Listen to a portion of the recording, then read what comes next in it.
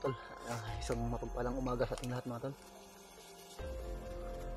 Patuloy pa rin ako mga tol sa paglalakbay.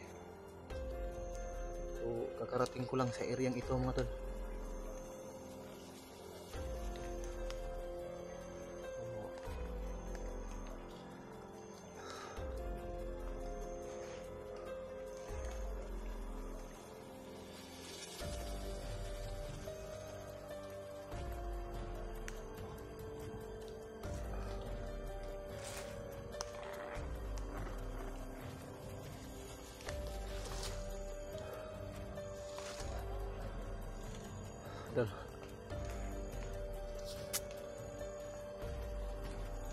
Itong area mga tol na napasok ko,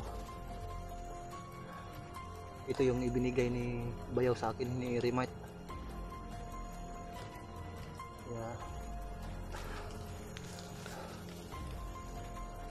mula kagabi ay pinilit ko talagang pinuntahan ng areang ito.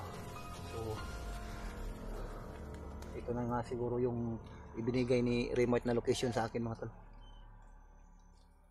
So tuloy-tuloy pa rin yung paglalakbay ko mga tol.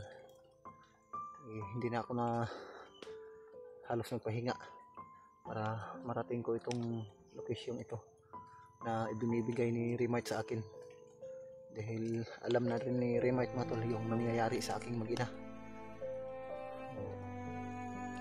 Tinawagan ko si Remite mga tol.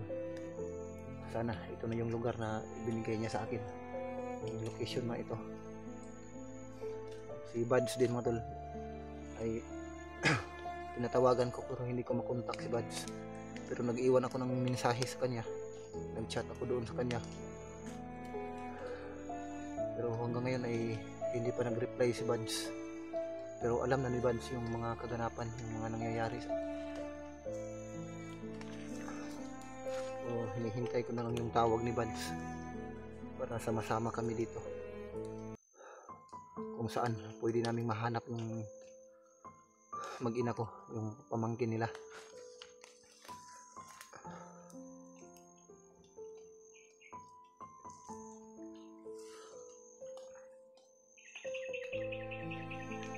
So wala akong masyadong tulog mga tol. Puyat ako sa paglalakbay. So hindi ako titigil mga tol hanggat sa hindi ko makita yung anak ko, yung asawa ko. So alalang-alala na talaga ako sa asawa ko mga tol, dahil may laman yung tiyan ng asawa ko mga tol. Nagdadalang tao yung asawa ko.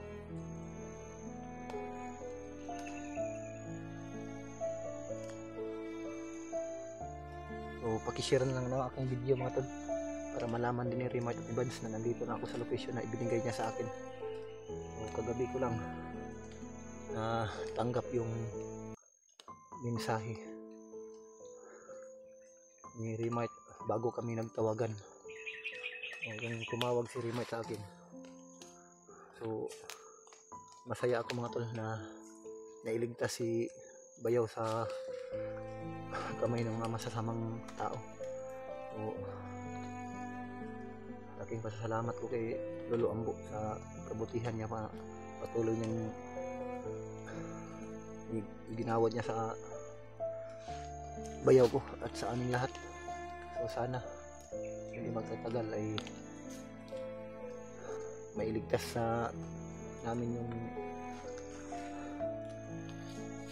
mag-ina ko mga tol.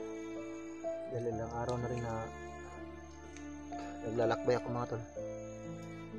Tinitiis ko yung gutom at pagod mga tol. Kunting pahinga lang ay aalis na naman ako,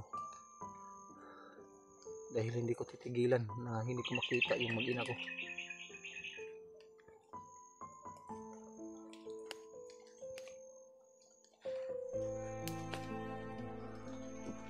Patuloy tayo mga tol.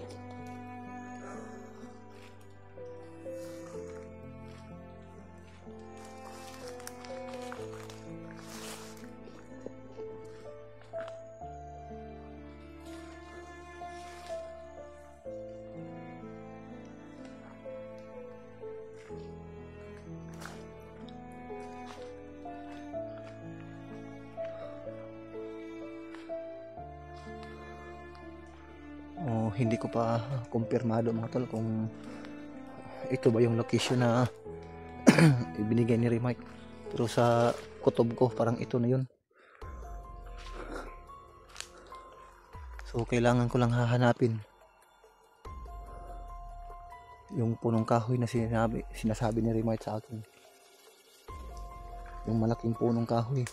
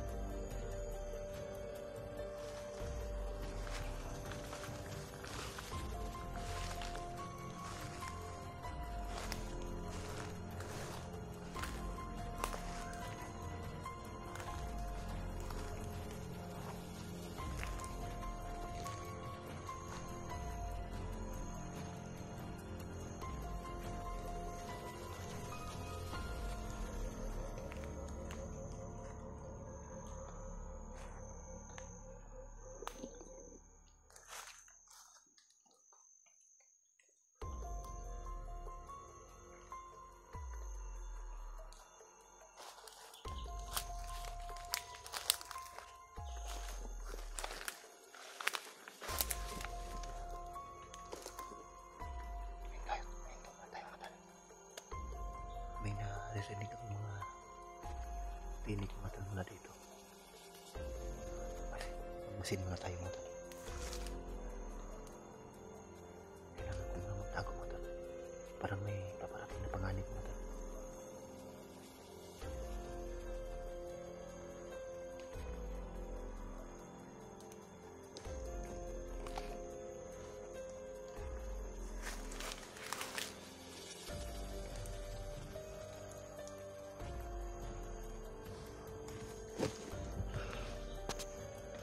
Naririnig ako mga busis mula doon.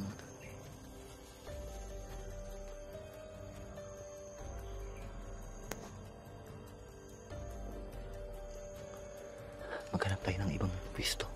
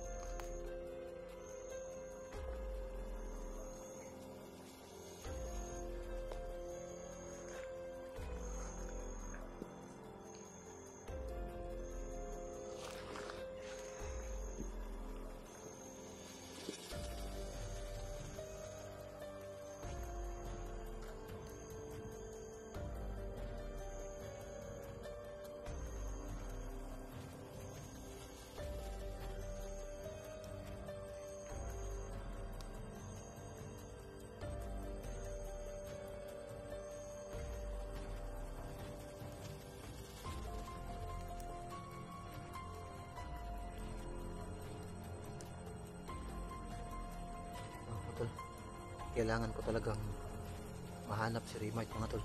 Kailangan makarating ako doon sa lugar na sinasabi ni Remite sa akin, na kung saan na doon kami pwedeng magkita mga tol. Para mas madali namin mahanap yung kapatid niyang babae at yung pamangkin nila, yung anak ko.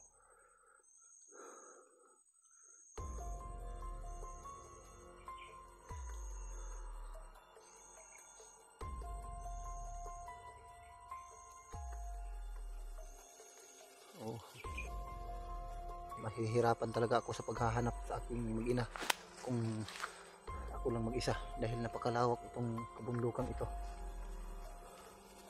So mula kagabi mga tol, naglalakbay ako hanggang magdamag mga tol, para marating ko lang itong area ito na ibinigay ni Remite sa akin. Pero sa palagay ko mga tol, ito na nga yung area na ito, pero hindi ko pa rin mahanap yung punong kahoy na sinasabi ni Remite sa akin.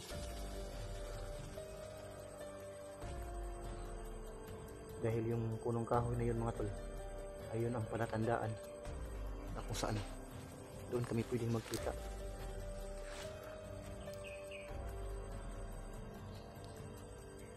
So nung tumawag si Remite sa akin mga tol, ay walang tigil sa pag-iyak si Remite nung tumawag siya sa akin, dahil nung nalaman niya nung nangyayari sa kanyang kapatid at sa kanyang pamangkin. So parang nagising yung apoy sa dibdib ko nung narinig ko yung humagulhol na pag-iyak ni Remite nung nalaman niyang nangyayari sa kanyang kapatid. Parang nagising yung galit ko mga tol, yung galit ko tungkol sa mga pangyayari na ginawa ni Commander Bagnot sa aking pamilya. Grabe si Commander Bagnot.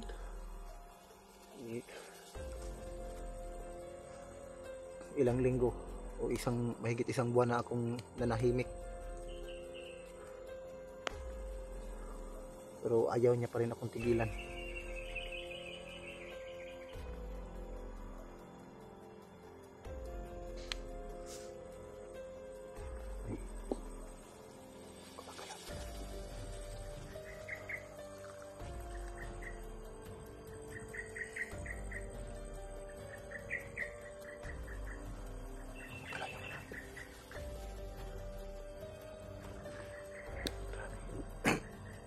Hanggang ngayon mga tol,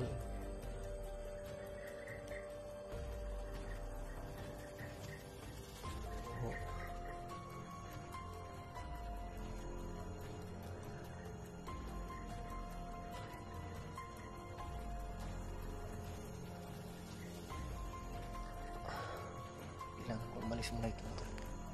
Parang nahihilo pa rin ako mga tol, sobrang sakit ng ulo ko.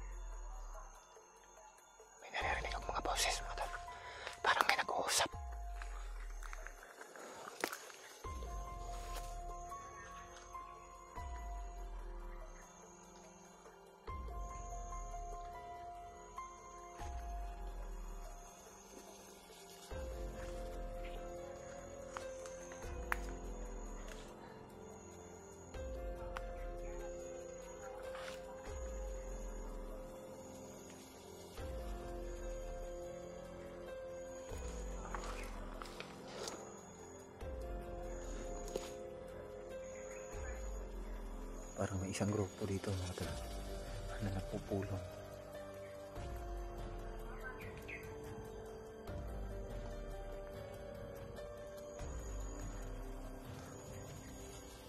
So marami sila mga tol.